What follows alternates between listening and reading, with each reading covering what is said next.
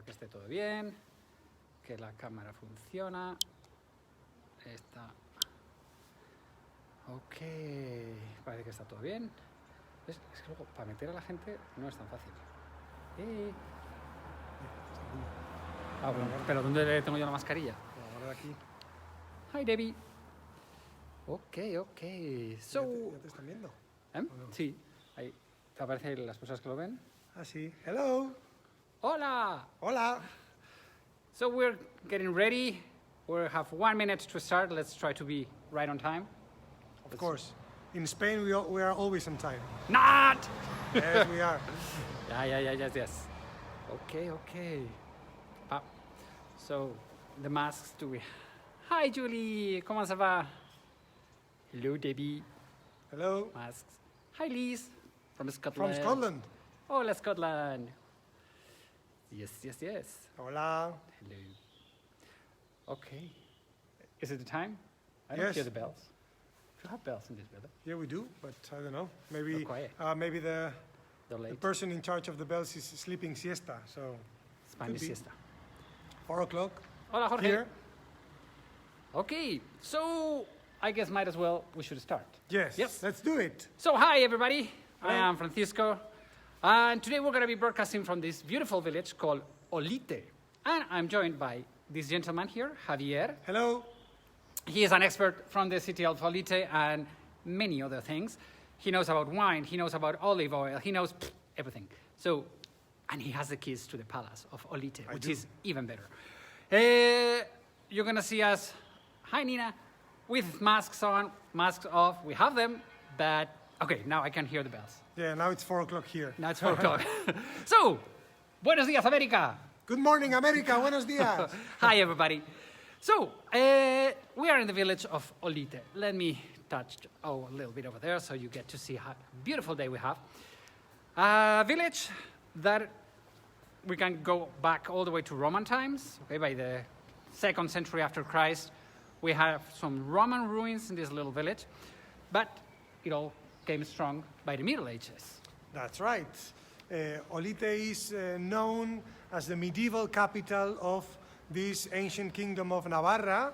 Maybe you've heard about it because Fran probably You better have know something told about it. you. We have a little test afterwards, okay, about the kingdom of Navarra, or the list of the kings and queens, you know.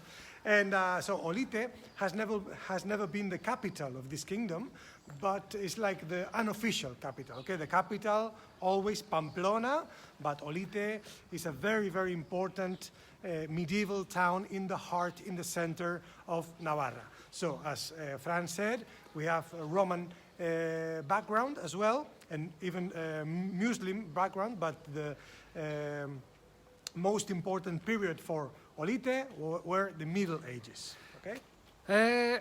Just to locate you a little bit in the map, we are 50 kilometers, which is about less than 1 hour, 40 minutes, on a freeway, directly south from Pamplona, okay? This has always been a huge crossroad, a lot of cultures, a lot of, well, many trading and everything. And as Javier is saying, the village of Olite became super powerful when the kings of Navarre saw the potential, first for the wine, very good place for wine, and also you have to think that the border with the other kingdoms is right there. I mean, we can see it, okay? The other kingdoms were the bad ones, we are the good ones. And everything became super powerful when one king constructed this incredible palace that we have in front of us, okay? So this palace is from the 1200s. I'm here. Where are you? So it's from the 1200s, yes? That's right. Olite is quite a small town with less than 4,000 inhabitants. So it's a small town, yeah, big village, a small town. And we are so lucky to have 2 palaces, not only one. I mean, we have 2. We have the old one and the new one. Both of them are very old, but this one you are seeing now is the old one because it's older than the other, and it dates from the 1200s. Okay, so this palace that we're gonna go in right away, it became a national parador. So what is a parador? To me, it's one of the great options if you come to Spain to visit Spain. Okay, many years ago, at the beginning, I think it was in the 60s, when the government of Spain took over some buildings that they were not being well taken care, and they transformed them into hotels. One of them is this beautiful palace of the Kingdom of Navarre that now is a parador. Okay, the thing is that how can I explain it? Paradors is not just a hotel. When you come in these places, we're going to see nothing, just a little bit. It's walking into history. It's really a great option because you are not watching history when you come to a parador. You are breathing history. You are part of the history. And all around Spain, we have a lot of paradors. We call them paradores. I will put the link to the Paradores website. I really think it's an amazing option to visit Spain, the way to visit Spain, okay? They're super high quality. Some are nicer than others, some are older than others. One that I personally love, okay, this one I love, but the one in Santiago de Compostela, at the end of the Camino de Santiago. That's the oldest one, I think. This is the older one? The first one, yeah. The first one, it was a palace where the Catholic kings used to stay. I was like, you're going to be staying in rooms where the Catholic kings, the ones who discovered America, stayed. Ain't that amazing? Okay, so let's take a really quick nothing of the lobby of the hotel, okay, of the Parador. Your second home, Margaret. Isn't it beautiful? Okay. So,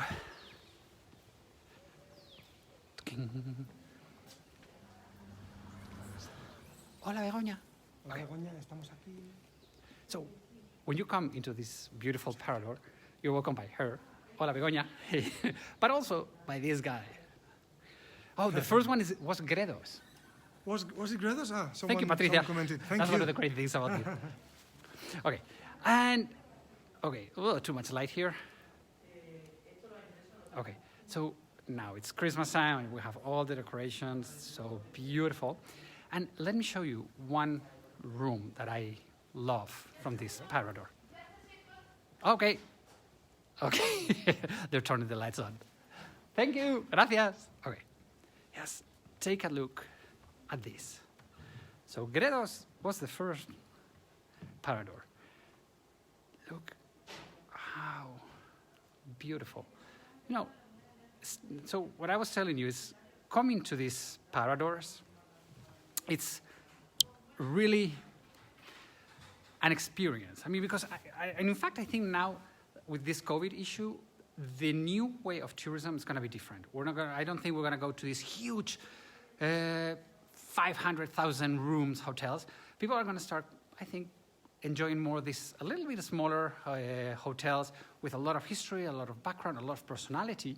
So really a great option if you come to Spain. Check the Paradors. Okay? See? Okay.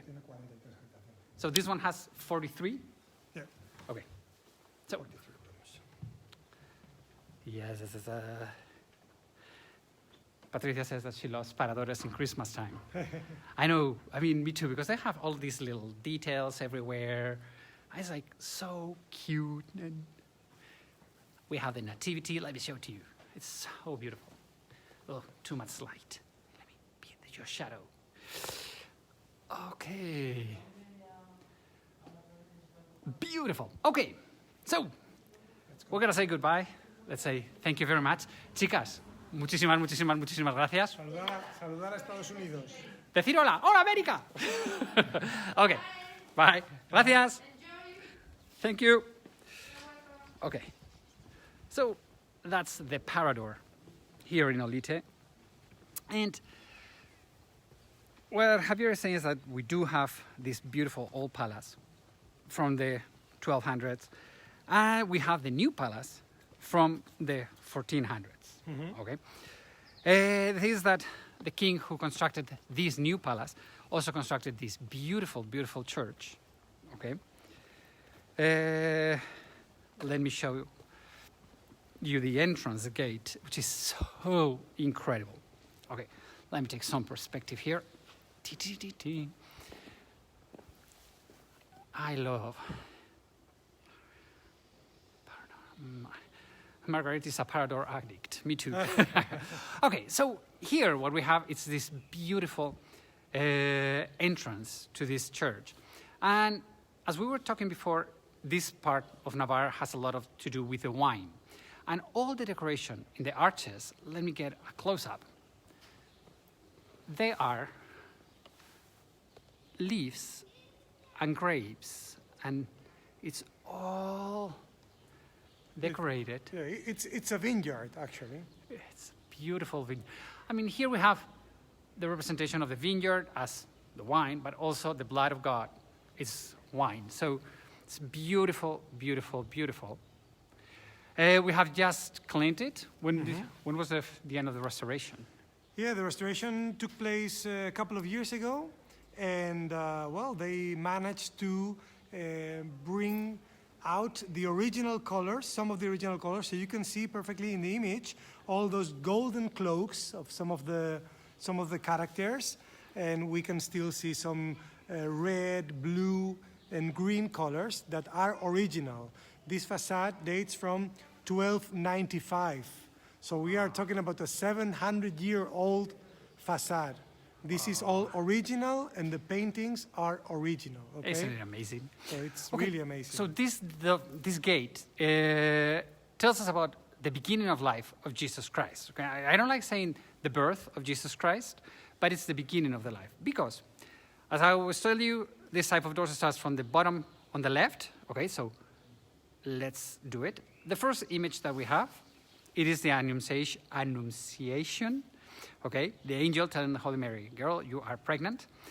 Then in the second stage, we have this beautiful birth of Jesus Christ. He's in the cradle.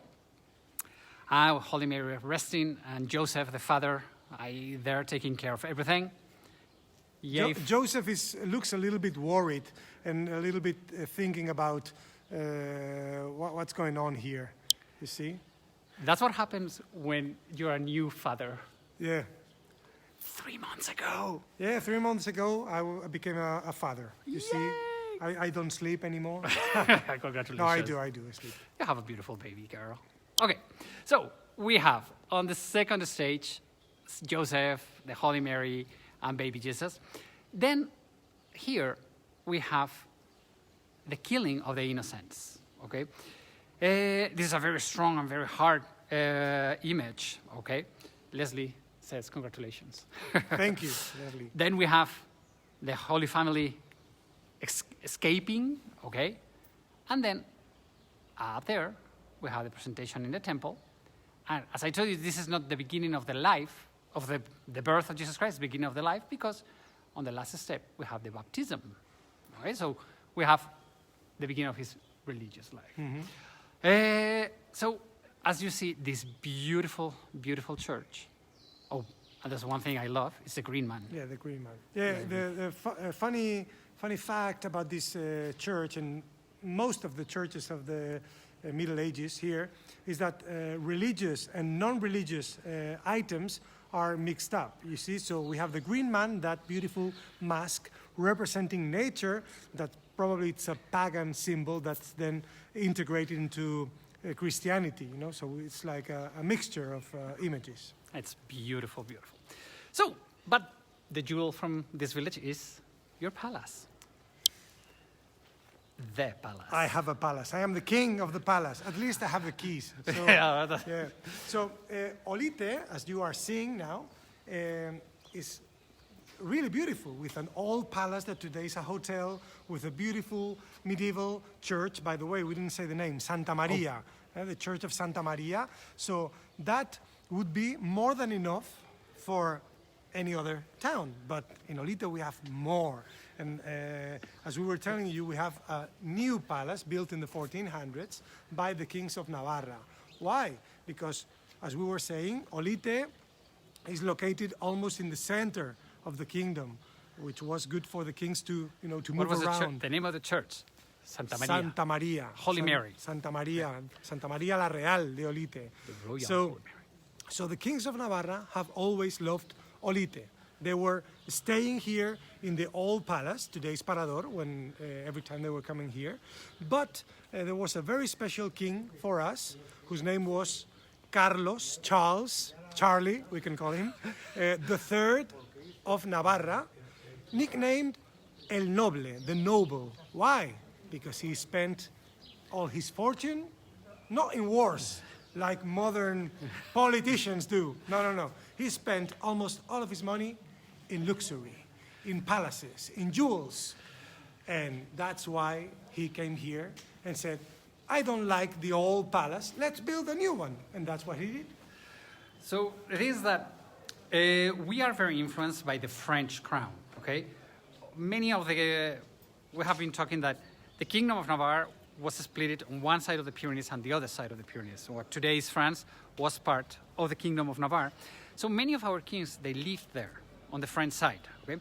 So his father, Charles II, known as the Bad One, he was, let's say, the first one who came to live to the southern part of Navarre, to what we know now as Navarre, okay? And Carlos III, Charles III, okay, we have a beer truck coming. If it's a beer truck. San Miguel is the local beer. Let's get if it's beer, we'll let them go. So, yeah, we like them. So Charles III of Navarra, he very, very much influenced by the French style and the French history. He came here and he loved the vineyards, he loved the wine, he loved that savoir-faire, that great living that they had, and he constructed here this incredible, let me turn this around, amazing palace that we have here. And no, we are not in Disneyland. We are still in Olite, okay? So this is a very French style. It's very much similar, like the villages in La Loire Valley, the valley in southwest France. Okay, it's more like a chateau, like a very relaxing. It was pretty much for welcoming people, greeting. Yeah, in fact, they were still using the old palace. I mean, today they are not connected anymore, the parador and this new palace, the monument. But in the past they were connected through corridors and rooms, and the kings still used the old part. This new part was mainly used to show off, to impress guests, and to receive them, and to organize dances and meals. And well, I'm sure they impressed them because it's really, really luxurious. Nina is saying that it looks like like Carcassonne. Yeah, it's very similar to Carcassonne. That's right. It is. I mean, really, it's very French style. Okay, so it's amazing, and we have that. I'm sorry to tell you that the keys of the palace are not as beautiful as in the past. Safety key. Well, good enough for me. So one of the great things is that here in Navarra, everybody knows everybody, and Javier and I were good friends. He's in charge of this palace, and now in COVID times, it is closed, and they're opening just for us. So, Javier, thank you so much for opening the palace for us today. So, well, right now, general information about the palace. It is a palace that is prepared for handicapped people. Yeah, that's right. We just built an elevator. Which we're super proud of, because before people on wheelchairs could not access the palace because the beautiful part are on the first floor. Now everything is ready, and everybody is like super conscious about that. Okay, so we're very, very, very proud of that. That's right. So thank you for taking care of that part. So thank the government of Navarra who paid all the works for the elevator and the new reception and so on. Well, by the way, all of this new reception that we have here, it was inaugurated at the end of January, and it was closed in February, thanks to COVID. So unfortunately, I came yesterday to check the Wi-Fi and everything, and I was like, wow, this is so beautiful. It's been here standing for one whole year, and barely nobody has seen it yet. Because COVID. Hopefully next year will be Pfizer, crowded again. Pfizer and Moderna, please get those vaccines going. Okay, so one of the good things about this good way of living that they had here is that they really took care of very, not let's just say chic things, but very, maybe unnecessary things like this incredibly big mulberry tree. It's a mulberry. Yeah, mulberry tree. Mulberry. One of those difficult words to pronounce. Mulberry. Mulberry. Okay. This tree is one of the... Here in Navarra, we have some protected trees, historical trees, like this one. Correct me if I'm wrong, okay? Okay, let's turn this around. But they say that the oldest planted tree in the world is in Versailles. Mm-hmm. And it is a son of this tree. That's what I've read. You are half wrong, half right. Okay. Because what's planted in Versailles is an orange tree. Okay, so it has nothing to do with this one. No, an orange tree that came from this palace. That's why you were half right. Okay. Because this palace was luxuriously decorated, and also it was plenty of gardens with exotic trees, flowers, and plants. And some of these trees were orange and lemon trees, okay? Which are not trees that grow naturally here. That's right. They are common in the south of Spain, in the Mediterranean coast, okay? But here is very difficult to take care of them. So it was a symbol of luxury, and they had a garden with orange and lemon trees. And one of these orange trees traveled to Versailles, and was planted. Yeah. Okay. So But the mulberry tree we see here, well, at least is 350 years old. 350 years old. And that's why it's a natural monument. It's a protected tree here in Navarra because of its age. And it's completely alive now. It's wintertime and leaves are falling, but it's completely alive. In the summer, there's plenty of berries. We have to fight against tourists who want to climb to the tree and break the branches to get the berries. But it's really, really beautiful. And it's located inside the palace, which makes it more special. To me, it's so, so beautiful. I mean, you have to imagine this. Maybe next time we'll come here, it should be in the summertime when everything is green and beautiful. So this is one of the things they had. And the other thing, it was the passion for exotic animals, okay? That's right. They had lions here. They had many different animals. And they had birds, okay? And here, let me show you. Okay, you see this room that it's like, maybe it looks like nothing to you, but those holes on the wall, they're bird nests. Yeah, that's right. This little yard where we are now, it's called Patio de la Pajarera, or aviary. And, well, in those little holes, those little nests, nested hundreds of exotic birds that couldn't fly away from here because the whole patio, the whole yard was covered with a net, okay? So they couldn't fly away. And here, let me show it to you, we get to see the sky. Yeah. Nowadays it's open, that's the sky, okay? But in the past it was covered with a net, so it was like a big cage, and the royal families who lived here could enjoy these exotic birds flying. But as Fran said, they had small birds here, but they also had peacocks walking around the palace. They had camels, they had wolves, they had bears, and they had 2 lions. They had name, Marzot and Mona. So imagine a lion living in the north of Spain, in Navarra, 600 years ago. That was like crazy, but it was a symbol of power of the kings of Navarra. Aren't we a little bit stuck up here? It's like, Okay, so let's come upstairs. Okay, let's go upstairs now. So, okay, bear with me because maybe here, this is the part where maybe the connection is not 100%.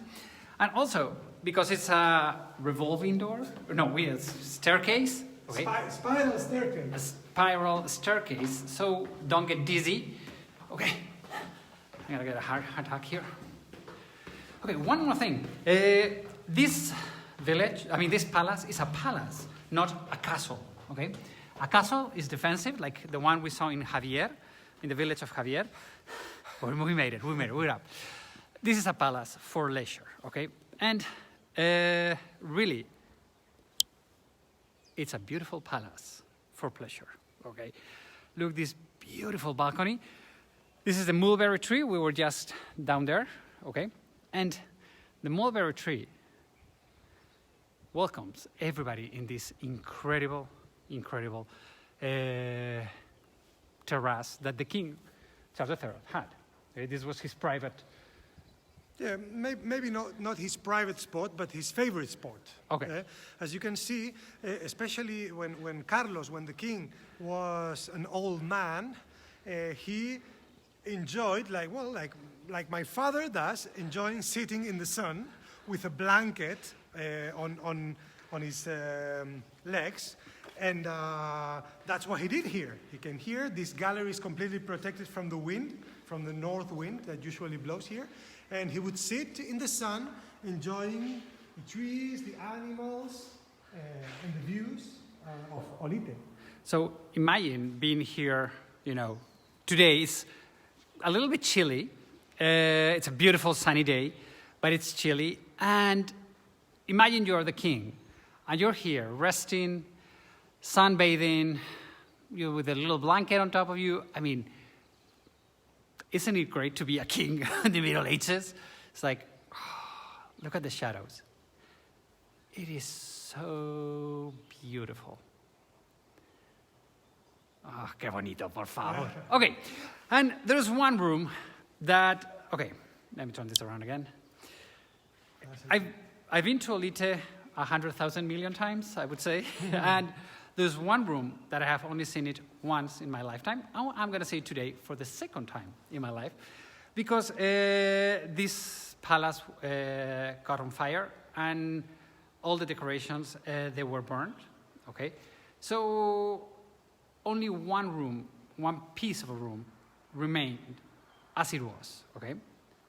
It's really beautiful, Linda, you are right. Patricia, splendid, yes, it's really splendid, and it's like incredible. So let's come inside of this room.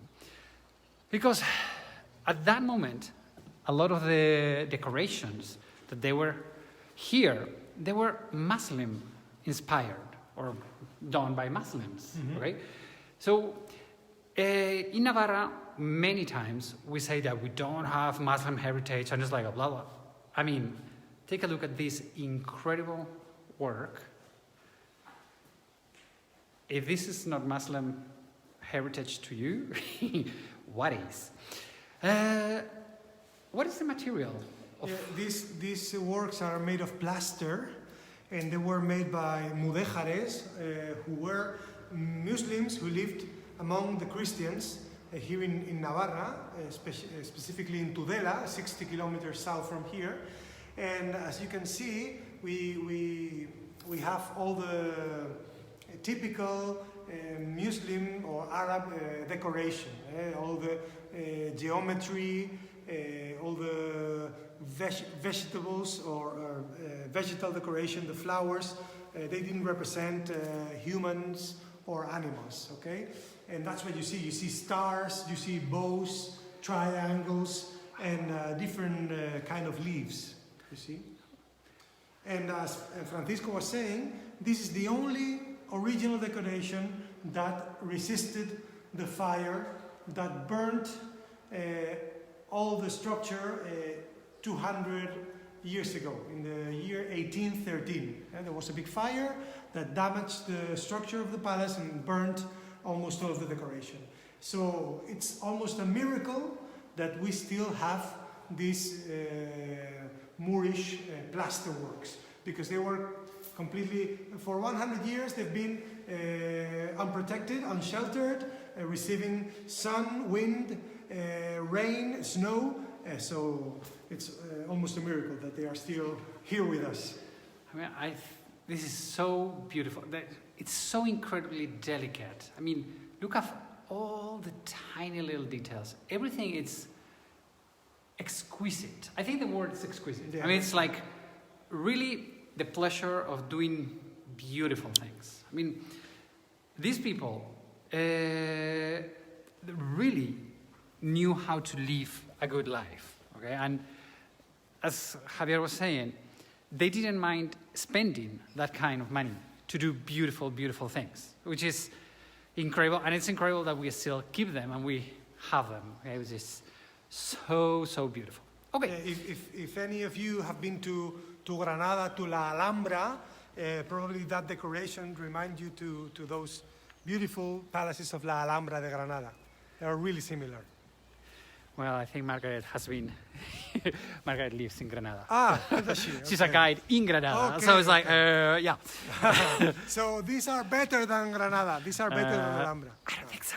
Even. They're beautiful, they're small. Okay, so, well, one of the things that once I was told by a cameraman, it was that the blue of the sky in Olite is like no other blue in the world. And as you can see today, look at the bells. Okay. Yeah. Oh, it's 4:30. I mean, it's so, so gorgeous, the light in this village. And today, we've been so lucky with the weather. So, let's take a look at this small little village of Olite. It's like you can't believe. Yes, Margaret, beautiful. Okay, so that was, as we have seen, the favorite room for the king of Navarre. Okay, but his wife, her name was Leonor of Trastamara. Remember, guys, when we did the cathedral, the royal couple that are buried there, it's Charles III and his wife Leonor. Okay, so they are the ones who constructed this beautiful palace, and this little garden, this little cloister, let's say it this way, it was the queen's favorite place. Okay? You have to think that we are like it would be on a third floor, so you have to construct this little garden up here, okay? And back then, instead of a tree, there was a fountain, if I'm not wrong. Okay? So really, it was an amazing architectural thing to have this structure here. All that wall, I'm pointing it because in the spring it's all ivy, and it's super, super beautiful when it's all green, and in the fall when it's all orange, it's incredibly beautiful, right? So you guys have to come. Those are, to me, I mean, now maybe it's not the most beautiful moment to come to Olite because of the green. But it's the quietest, so it's quiet and it's nice here as well. Yeah, but it's true. It was very, very difficult to build a garden up here, like 20 meters high. So, but of course, Carlos, the king, had money, and he invested here, and he worked with really good architects. Some of them came from France, and some others were local architects and local artists. So they were the best Gothic style architects. And so the king said, okay, I want to give my wife something special. Well, can you design for me something really unique? And they said, okay, let's build a hanging garden on the second floor, 20 meters high. And that's what they did, a hanging garden for the queen. So imagine the queen, Leonor, just walking around this cloister, listening to the sound of water. You know that Muslims used to say that the only sound more beautiful than the silence is the sound of water. So imagine here water running, and Leonor, the queen, walking around, relaxing, and living like a queen. A queen of that time, isn't that cool? And for you to imagine the height that we are, let's come out from here, because we are really high. Okay, look down there. So you have to make a garden all the way up here, which was not easy. Okay, technically it was important.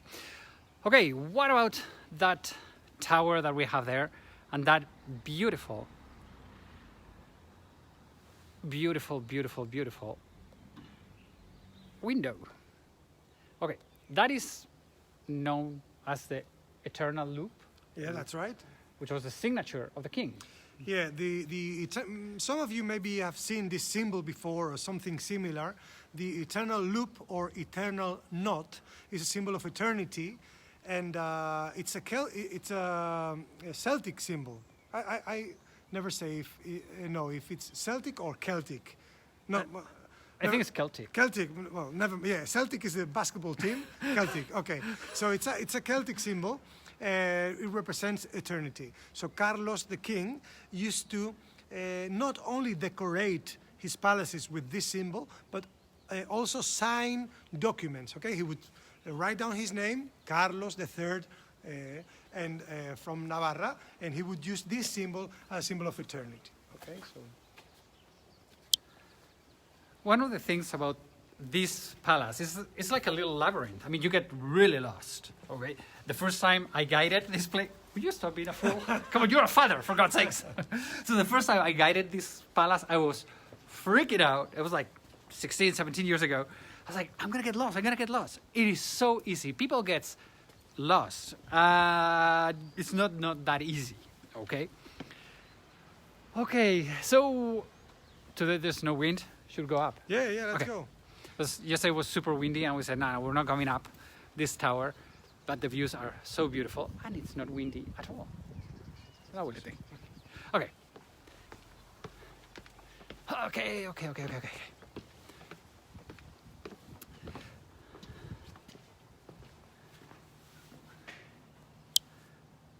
Ah, mira, justo han llegado hoy las cigüeñas. Ah, the storks.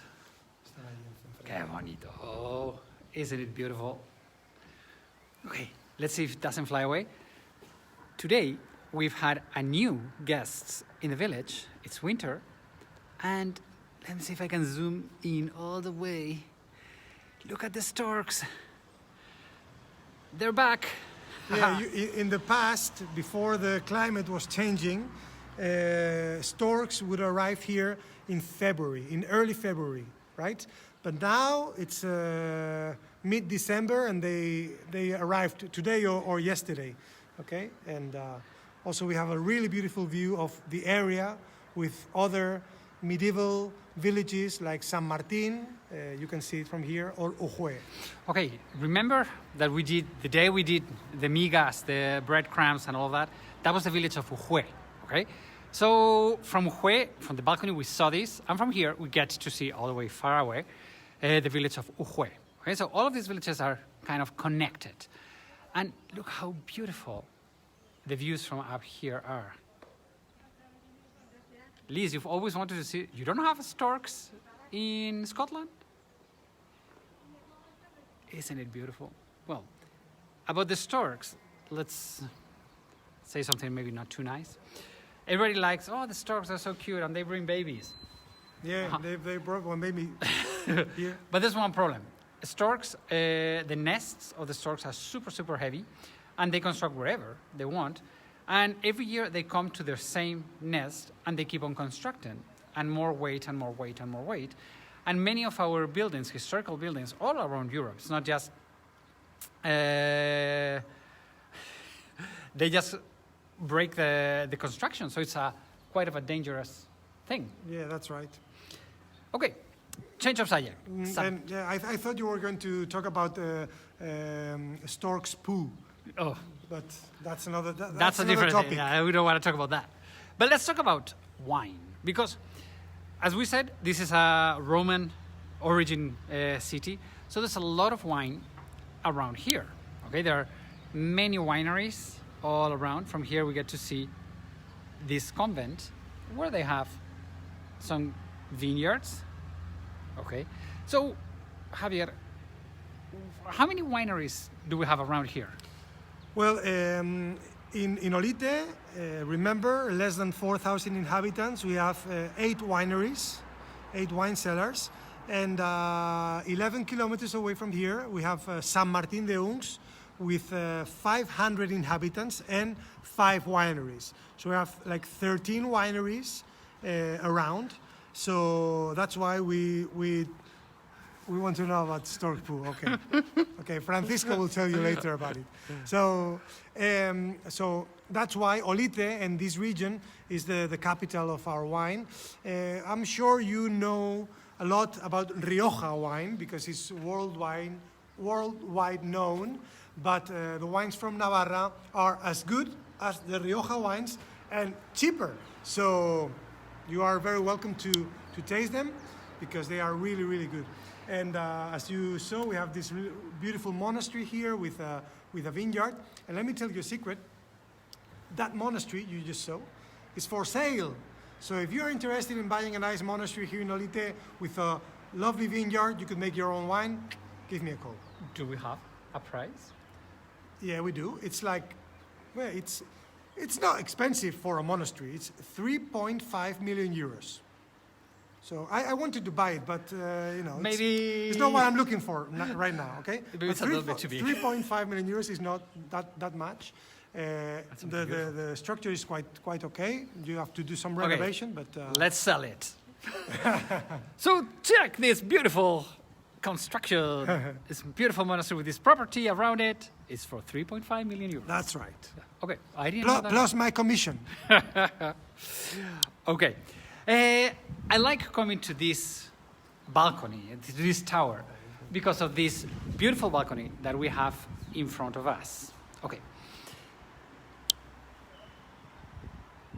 What about Disney? Is it true? Is it not true? Do we believe it? Do we not believe it?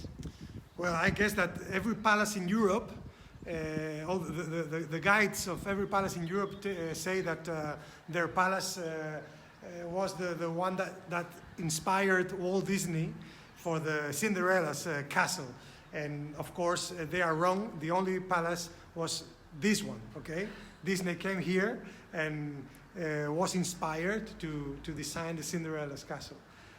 But I don't know if that's true, but It could be. perfectly. It could be. You see the views, and from these balconies, the royal families. I mean, I'm sure you've all seen Game of Thrones, at least one chapter. Dun, dun, dun, dun, dun, dun, dun, dun, that one. You are singing Pirates of the Caribbean. Oh darn! Yeah. Pim, pim, piri, bim, pim, piri, bim, pim, piri, bim, pim. That's Okay. Game By of the way, he's an amazing musician. To top all of that, he plays the guitar. Anyway. Okay, so in Game of Thrones and movies and series like that, you see that they organize tournaments, jousting tournaments, and then all the nobility sit on a kind of balcony a kind of balcony. So this would be the balcony where they sat to see the jousting tournaments, theater plays, and bullfights that they organized down there. So you will see the view. And the view, it's here. And, okay, so this is the palace. And down there, is where they would do all the tournaments and the bullfights and the whole thing. One of the things about Olite is that in the summertime, we do have a classical theater week. Yeah. Okay. Festival, let's say festival. Okay, sorry for the light. I almost blinded you. Look at this beautiful view. And it takes place down there, okay, where there used to be all the entertainment for the kings and queens. Now, in the summer, you get to do it here. It's super, super beautiful. Que bonito. Sí. It's gorgeous. What a lovely afternoon we are enjoying now. Yeah. The sun is setting. Yeah, Okay. Olite, we could say that Olite is a very lively town, especially in the summer. We have as Fran was saying, we have a theater festival, we have a grape harvest festival, we have a medieval festival. So, you know, it's a perfect time to visit in summer because almost every week you have something going on here with our nice wines and vegetables and food. So, I mean, food around here, it's very, very important. And now we are beginning to have all the winter vegetables. Okay, now it's the moment for artichokes and all of those artichokes, cardamom, all the goodies. Yay! Okay, there's a couple more things we want to show you. Let's, as I told you, a labyrinth. Because when they constructed this palace, it was the highest technology, okay? We had water in the rooms, okay? They had all the rooms, there were white pipes. Mm-hmm. And they all, so each room of the novel rooms they would have pipes. And there's one place in the palace where we still keep and can see them, which is down here. So these are these are original lead pipes, that are 600 years old. So in Spain, most of the houses didn't have a piping system until 70 years ago, and the kings of Navarra had them already 600 years ago. So. I mean, isn't that amazing? Oh, okay. So they were made of lead, so obviously that was not very, very, very healthy. Okay, not a very good thing to do. Okay, one more thing. Really, I don't care if you are in Olite, if you are in Seattle, if you are in Louisiana, or anywhere around the world. If it's the 13th, 14th century, 21st century, when your kids are a pain in the neck, what do? You send them to the last corner of the house. Go ahead and leave me alone. So that's what the king did. He constructed this tower, which is a small little replica or a small little palace for the kids. So the kids could come over here and, honey, kids, leave me alone, okay? So isn't this a beautiful, beautiful kindergarten for the kids? I mean, I think it's super cool. And the other thing that I think it's amazing is that in here, what they had, it was the largest fridge I've ever seen in my life. Which is, okay, that is in front of us. That is the parador, okay? Imagine the views from out there. Send me to my room. Okay, Debbie, you gotta go to your room. Okay, so that is the palace, okay, the parador. And this huge egg that we have here, it was the fridge of the palace. They wouldn't bring ice or snow from the mountains. There's a huge hole underneath it, and they would stack it, and all summer long they would have ice. That ice was for several things. First one, to take down the fever temperatures. You send in your kids here. That's cool. So for the fever, the second thing, it was to preserve food. They would not get food in there, but they would take ice and preserve food. And the third and more fancy thing, it was to make sorbet, ice cream. So we've always had, from the 1400s, we've had all of this information about ice cream that we love so much. That's right. See? Okay, so what else we have to tell them? Not much. I think we have done the whole thing. So, what else can we say? That's pretty much it. Ahora mismo. So, sí. So, Javier, thank you very, very much. You're welcome. Opening your little palace. He's in charge of this place. It's not his, okay? Yeah, it's very uncomfortable at night, so... It's too cold at night. So thank you very much for opening your home. Very, very welcome. This beautiful palace. I hope you have really enjoyed it. Hopefully you have learned a little bit. If you have liked this video and you want to support more videos like this, we have left a tip jar. Tips are welcome and super appreciated. We'll keep on going. Next week, we're going to do a little Christmas special. We're going to do a little walk in town in Pamplona. We're going to show you the city lights, the Christmas city lights, because it's going to be, I think it's on the 22nd. We're going to do a live tour of the city of Pamplona. Thank you so much for watching. We'll see you. Have a great, great, great, great day. Adiós. Adiós, amigos.